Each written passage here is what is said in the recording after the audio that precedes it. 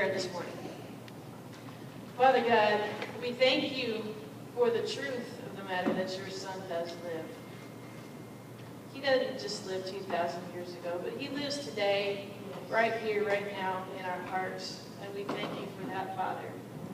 We thank you for this day that you have given us and for every day that you give us. We thank you for the reminder that no matter what is happening in our lives, that you are there, and we don't have to fear our future. We don't have to fear our todays because you are here with us to lead us and to guide us in all things and all ways. Father God, be with us today as we worship you here in the service and as we go about the rest of our day. Be with us and guide our every step. We lift up this prayer in the name of your precious Son, Jesus Christ. Amen. Welcome. About a week and a half ago, I was in Houston.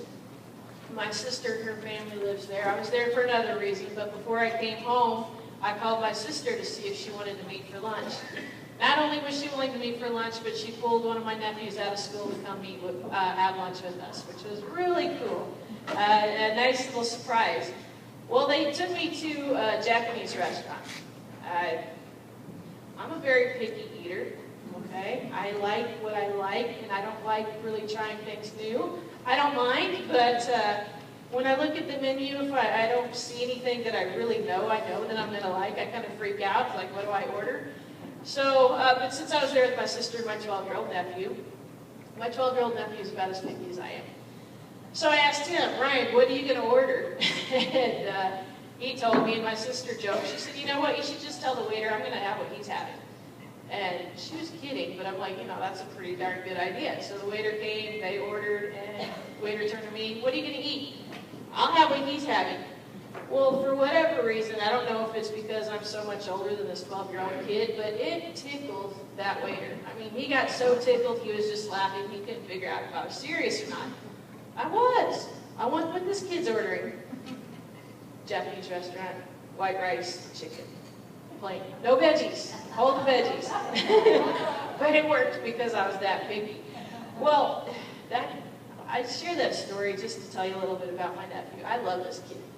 He's 12 years old, and I love all my nieces and nephews equally. I don't love him above any others, but this kid holds a little special place in my heart. He was born on my birthday. Right? That makes him like super special. He was my gift. He may be my sister's kid, but he was my gift. All right? We have a lot in common. We're picky eaters. He's a creative little guy. He once talked about wanting to become an author. That's what I want to do. I love telling stories, writing stories. We share a lot in common. But this kid is even more special than that. We can go to dinner, hang out, and he engages in conversation with the adults. He's 12 years old, and you know what happens at about age 12, especially with boys, they kind of start to pull away. Not this kid. He doesn't mind hugging us in front of his friends. Super sweet little boy. And so when I'm in lunch with my sister, not only do I order what he orders, but my sister and I start talking about the whole reason I was there was church stuff. And I was talking about this very boring church book that I just read. Not boring to me, but to a 12-year-old kid, you would assume so. He's engaged in the conversation. He's asking questions. He's giving his own input. I love this kid. But again, he is 12. So what happens if I go to this church function next year when he's 13 and I go to stay with my sister and he's 13 and he no longer wants to hug me in public or hang out with me in public or engage in conversation? Will it break my heart? Sure. Will I love him any less because of it? No way. No way. There's nothing this kid can do to make me love him any less than I already do. Do you have anybody like that in your life? If you just close your eyes, can you see that person? Yeah, there's somebody in my life that I love and adore. There's nothing they could do that would make me stop loving them. It's kind of nice to know that you have that in your life, don't you? Yeah. Even if that person's passed on, everybody has that somebody. Well, let me share some good news with you today. No matter what our family situations, no matter if you can readily picture that kind of person in your life or not, we all have somebody. Jesus Christ. No matter what we do, no matter where we go, no matter how many times we turn our backs on him, he is going to love us. He is going to call us his son or his daughter. There's nothing we can do to change the way he feels about us. Pretty great. Well, let's talk about Peter. Peter's one of my favorite characters, even though he and I have like virtually nothing in common. This guy is like the super extrovert of extroverts, and I'm a real introvert. But I love this guy. He's just such a fun character. And from the storyteller's point of view, he's a great, great character. So let's go back a little bit. I want to set up this scene before I jump right into what I want to talk about today. But Jesus has already appeared to his disciples. The disciples have been with him 3 years. Jesus died on the cross. He rose again. Now he's come back to the disciples. He's appeared to them. In John chapter 20, we hear that on the evening that first day of the week after Jesus was crucified, when the disciples were together, the doors were locked for fear of the Jewish leaders. They were afraid they were going to be killed because they followed Jesus. All of a sudden, Jesus came and stood among them and said, "Peace be with you." Okay, they're just like frightful and afraid of what's going to happen. They didn't understand the whole resurrection thing yet, what Jesus was trying to tell them, that all of a sudden he just appears and says, "Peace be with you." Wow. After he said this, he showed them his hands and his side.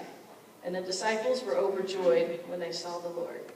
I imagine. I mean, the person they loved most that they thought was dead, just all of a sudden reappeared. How glorious. What a glorious moment. But you know what happened right after that? Peter said, "I'm going fishing." Okay, what? That just kind of baffles me. You just saw the risen Lord, and what are you going to do? You're going to go back to your old life, you're going to go fishing. Okay. Simon Peter, Thomas, also called Didymus, Nathanael from Cana in Galilee, and the sons of Zebedee, and the 2 other disciples were together. And Peter says, "I'm going to go out fishing." And they said, "We'll go with you." This baffles me a little bit. Until I start to think about Peter a little bit more and what he must have been going through. So they go out fishing. If you know the story, they go out fishing. They're all night. They don't catch anything. And it's morning time, and they're about to go back to shore. The disciple John looks and says, "Hey, there's somebody up there. I think it's Jesus." And so what does Peter do? He just jumps in and goes swimming after Jesus. And they end up having breakfast with Jesus. After breakfast, Jesus takes Peter for a little walk. So in John chapter 21, verses 2 and 3, let's see, 21, 15 through 17. When they had finished eating, Jesus said to Simon Peter, "Simon, son of John, do you love me more than these?" "Yes, Lord," he said. "You know that I love you." Again, Jesus said, "Simon, son of John, do you love me?" He answered, "Yes, Lord, you know that I love you." Jesus said, "Take care of my sheep." The third time he said to him, "Simon, son of John, do you love me?" Peter was grieved because Jesus asked him a third time, "Do you love me?" He said, "Lord, you know all things. You know that I love you." Jesus said, "Feed my sheep."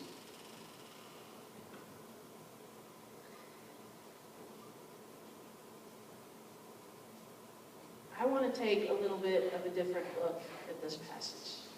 I'm sure if you've been around the church at all, you've heard the whole Peter denied Jesus 3 times. So Jesus was asking him 3 times.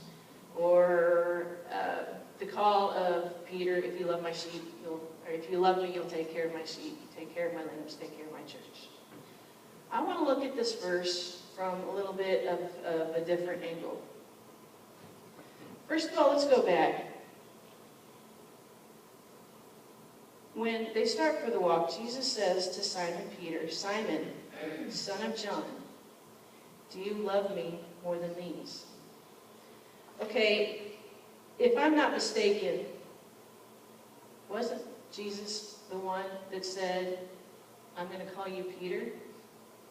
So why now is he suddenly going back and calling him Simon? Back at the beginning of the gospel, Jesus calls Simon, and he says, you are Simon. I'm going to call you Peter. Also Cephas, the rock. Upon you I will build my church. So before Peter ever knew him, Jesus had designed, you're going to be Peter. You're going to be the rock of my church. Now at the very end, Jesus is calling him Simon again. Why? May I suggest that he's taking Peter back to the beginning? It's not necessarily a shame thing. You did wrong, so I'm punishing you. You're no longer going to be my rock. You're now that sinful guy. I don't think so. I think there's a saying in counseling circles. The counselor always said, start where the client is. You want the client to be here, but if the client's over here, you can't start talking about these issues until they deal with these issues. Well, what's Peter dealing with at this moment? As I said before, he's an extreme extrovert.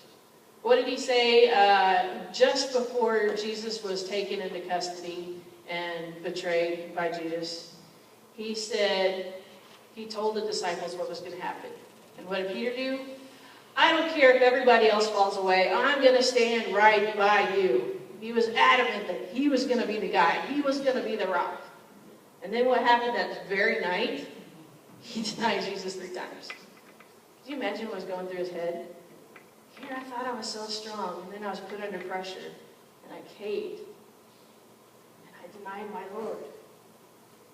And then go back again to where when Jesus was with them after the crucifixion, and he appeared to them and said, peace be with you. Peter was among those. But I imagine he's like a lot of us that sit in church. We go to church. We may be there every Sunday, but we sit in the pew thinking, this message is great, but it's not for me. This message, he doesn't mean me. He means that person, but not me. I think Peter was feeling some of that. It's cool that Jesus showed up. It's cool that he's back. It's cool that he's offering peace to them. But he doesn't mean it for me. I think he was going through a lot of self-doubt. So when it all ended and Peter decided to go fishing, I think he was doing what a lot of us do when we get in that position. We don't know how to go forward, so we go back to the life we knew. I think it's very common with addicts. I try on my own, and I'm not getting it, so I'm just going to go back to the bottom. I know this life. It may not be the best life, but I understand it. I'm safe here, so I'm okay. So I think that's what Jesus was doing when he was saying, Simon, son of John. He wasn't belittling Peter. He was saying, this is where you find yourself, so this is where I'm going to be with you. The one thing I hate about English is that we have one word for everything.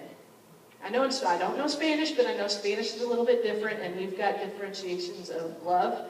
But in English, we have one love. I can say, I love with all my heart my nephew, Ryan.